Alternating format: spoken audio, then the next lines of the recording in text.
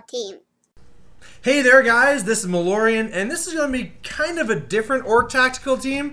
For most people playing Warhammer Fantasy, it won't help you too much. It's really only going to be helping people who are doing battle reports and people who are really dealing with mics. Now, for those who don't know, recently I picked up a brand new mic and I thought, wow, my troubles are over. I'm going to have the best sound quality in the world, and I've had lots and lots of issues. So I thought I'd do a org tactical team where I'm really just kind of covering what I've learned, and I'm hoping at this point, after about man, you guys don't even know the battle reports I've had to redo. I mean, there's some things I've had to put out there just because I don't have time to redo, or it's a live like feed thing that I can't redo without recreating the entire thing. That it's been a real heartache. So to start off with, here's my new mic. So this one here is a Yeti. It's a really high quality one. This is one where a lot of people like Anthony from Sustainable Center, he uses it.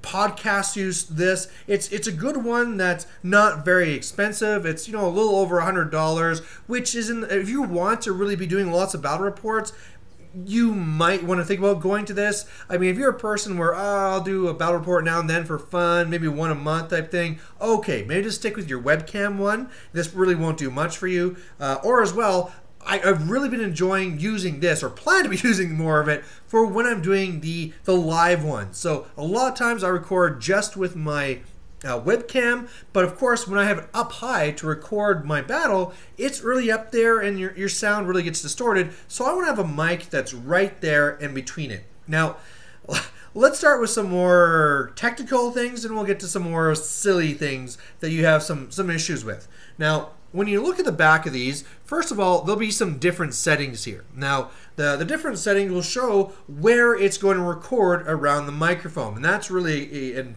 important because some of it will be for all around, some of it will be for just front and just back, as if I'm doing an interview with somebody, and then there's another one where it's just the front. Now, of course, if you don't want to be getting sounds from somewhere else, like your computer buzzing or whatever, you just usually want it to come just towards yourself. So the one video I watched that actually described was kind of funny. It's the one that looks like a bum. It's really just the stuff that's right in front of it. That's what you want to have it set to.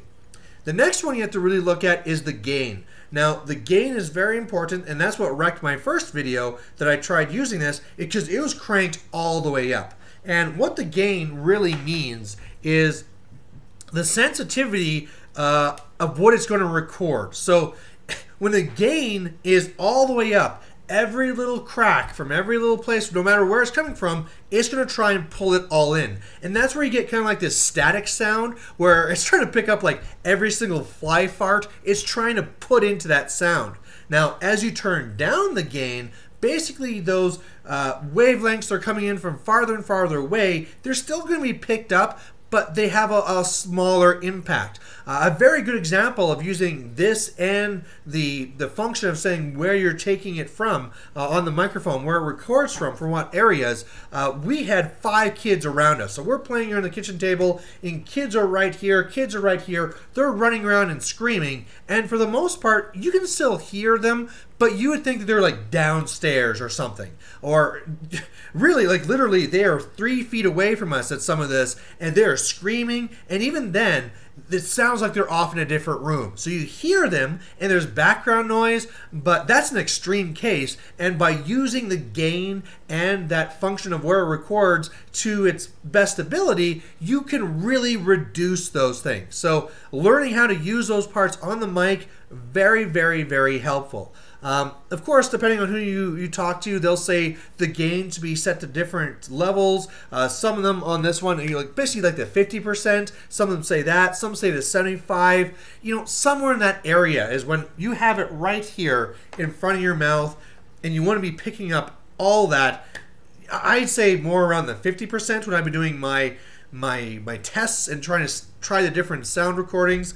But as well, what I've kind of found is that when I'm right here and right talking, really this hasn't been significantly better than the mic on my actual webcam. Now my webcam is also a very nice webcam. It's not really nice. I mean, no pro would be caught dead with this webcam, but again, it costs about $100. It does 1080 for the video quality, and the mic on it is fairly good too. So I find them right here. I don't need to do this one, especially when I want to do something quick. I'll just leave the webcam. But now that we're talking about this and switching between which sound location we're going to use, now I can talk about the next issue, which is more about the defaults. Now, whenever I plugged in this Yeti mic, at first it would want to keep on going and say, oh, let's use the webcam one. And I'd have to go and I'd have to physically change it over. And then eventually I just said, oh no, let's make this the preference.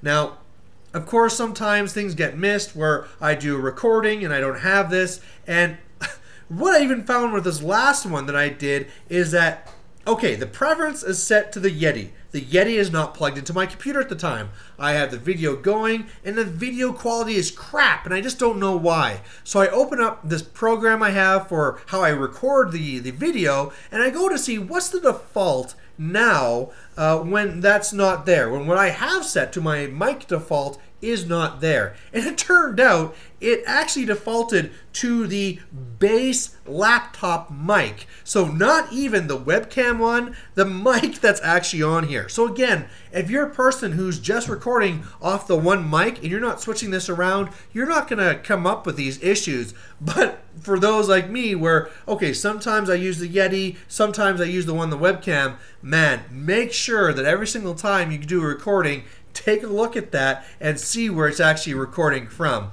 You know, it's something that I didn't expect, and after, you know, a few hours of heartbreak of, what are you talking about? I spent all this time making this report and it sounds like garbage and I have to redo it or just release it as is. Hopefully, that's why I want to do this video, so you guys can kind of get a little bit more from this. Of course, there'll be a lot more better videos out there if you really want to get technical and really get into that. But for the almost amateur guy getting into this, here's just been a quick little 7-minute update for me. So thanks for watching, and more better quality videos to follow. Thanks, and